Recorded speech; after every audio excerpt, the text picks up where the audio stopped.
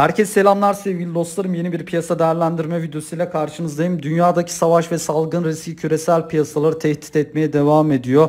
ABD verileri doları vuracak diyorum. Peki ne demek istiyorum? Genel bir piyasa değerlendirmesi yapacağız. Yapmadan önce hemen duyurumuzu yapalım. Udemy üzerinde yayınladığım orta düzey teknik analiz eğitim kursuna aşağıdaki bırakacağım linkten %30 indirimli bir şekilde sahip olabilirsiniz arkadaşlar. Sizler de benim gibi teknik analiz yapabilirsiniz. Bu arada YouTube'daki videolarımızda hediye etkinliğimize devam ediyor arkadaşlar. %90'a yakın başarı oranı sağladığım stratejilerime sahip olmak için videoya bir tane beğeni, bir tane yorum ve kanala da abone olursanız arkadaşlar gelecek videoda 2 tane aboneme bunu hediye edeceğim. Sizler de buna katılabilirsiniz. Eğer ben beklemem diyorsanız zaten bu hazırladığım Udemy üzerindeki teknik analiz eğitim kursunda arkadaşlar yanında hediye olarak aynı şekilde bu stratejileri de veriyorum. Bunun da bilgisini vermiş olayım. Şimdi arkadaşlar dünyada savaş ve salgın riski devam ediyor. ABD tarafından önemli haberler var. ABD maymun çiçeği nedeniyle acil durum ilan etti. Bakın savaş ve salgın deyince aklımıza direkt altın geliyor. Altındaki yükselişin şu anlık temel sebepleri bu arkadaşlar. İlk etabı maymun çiçeği hastalığı. Çünkü inanılmaz derecede yayılıyor. ABD'de buna önlem almak için arkadaşlar ABD Sağlık ve İnsan Hizmetler Bakanı maymun çiçeği virüsü salgını nedeniyle ABD'de halk sağlığı acil durumu ilan edildiğini açıkladı. Bakın altını körükleyen haberler bunlar. Altını besleyen haberler, dikkat diyorum. Bu yıl dünya çapında en az 26.200 maymun çiçeği vakası tespit edilmiş durumda. Çarşamba günkü verilere göre ise ABD'de vakalar 6.600'ü geçmiş durumda. Yani sonbahar ayları biraz sıkıntılı geçecek. Bu salgın ne yöne doğru ilerleyecek? Gerçekten çok önemli olacak.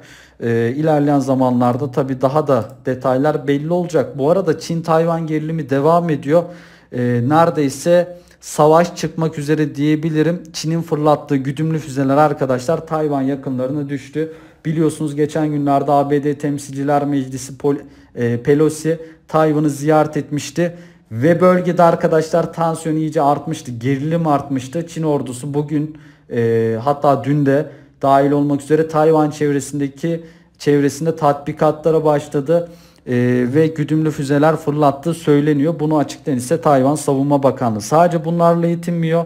Tayvan körfezlerine arkadaşlar savaş gemileri sevk ettiği söyleniyor. Bölgede gerilim iyice tırmanıyor. Bakın altını besleyen haberler arkadaşlar. Piyasaları derinden ilgilendiren haberler. Şimdi Türkiye'deki bankadaki her 100 liradan 71'i dolarize diye bir analiz var arkadaşlar. Bakın çok önemli. Yani Türkiye'deki her vatandaşın bankada bulunan 100 lirasından 71'i dolarize. 71'i dolara kaçıyor arkadaşlar. Bu ne demek oluyor? Bu şu demek oluyor. İnsanlar niye dolara kaçıyor? Çünkü parasını enflasyondan korumak için, parası erimemesi için ve kur ataklarına karşı, TL'deki değer kayıplarına karşı kendini koruması için arkadaşlar. Maalesef bu oran 171'e kadar ulaşmış durumda. Gerçekten buralara dikkat etmemiz lazım. Çünkü insanlar TL'ye artık güvenmiyor. Bunu da bankaların zaten açıkladığı verilerinden görebiliyoruz arkadaşlar. Şimdi tabii 29 Temmuz haftası itibariyle Türkiye'deki toplam mevduatlar içinde döviz mevduatlarının payı %54,5 oldu. Normalde %54,5 ama kur korumalı mevduatlarda dahil edildiğinde mevcut dolarizasyon seviyesinin %71'e yükseldiği görüldü arkadaşlar. Yani gerçekten işler acısı bir durum diyebilirim.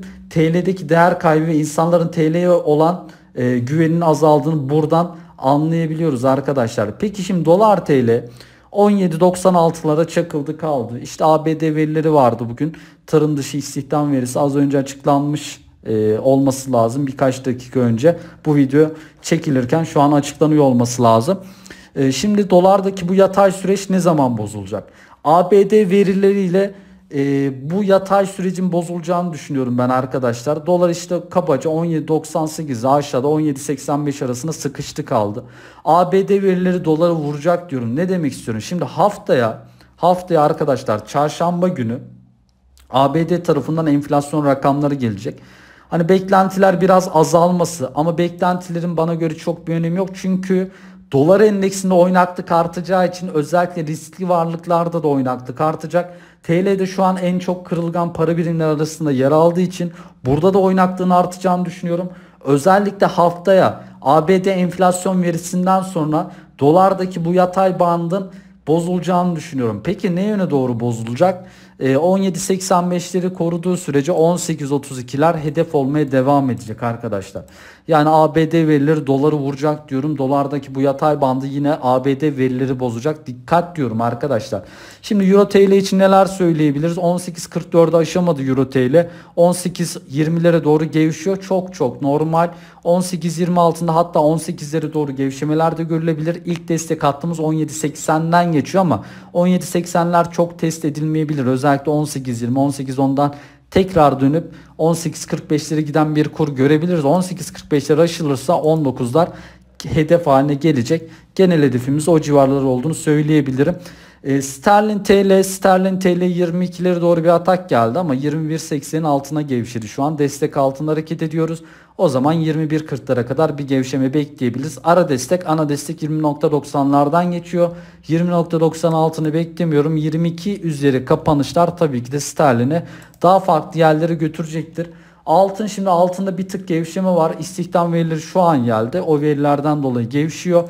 Kısa bir düzeltme hareketi olacağı düşüncesindeyim. Özellikle 1760'lar destek attı. 1760 civarlarında tekrardan destek bulacağını düşünüyorum arkadaşlar altını ve altındaki yükseliş trendinin devam edeceği düşüncesindeyim. Özellikle bakın 1760-1765 bölgesi destek. Buraları koruyacaktır. Buraya onaya gelip belki biraz takılabilir. Daha sonra toparlayıp tekrardan 1800 dolarlara gitmesini bekliyorum. Bakın dünyada savaş ve salgın haberleri altını beslemeye devam ediyor. Buralardan gelen satışlar ara düzeltme hareketleri olarak yorumlayabiliriz. 1760-65 attı, güzel bir destek attı. Dönüş bekleyip 1800 ve 1830'lara doğru çıkışların devam etmesini bekleriz. Şimdi bana gelen sorularda ons altı mı daha çok kazandırır, gram altı mı diye sorular geliyor. Ons altın yükseliş trendine girmiştir. Geri çekilmelerde destek hattından alabiliriz. Ve ons altın kazandıracaktır. Şimdi gram altını kazandırması için hem onsun hem de doların yukarı gitmesi lazım. Şimdi ons yukarı gidiyorsa, dolar sabit kalıyorsa ons altın kadar kazandırır gram altın. Ama ons altın yukarı gidiyor. Bir de dolar TL yukarı gidiyorsa gram altın ekstra kazandırır arkadaşlar.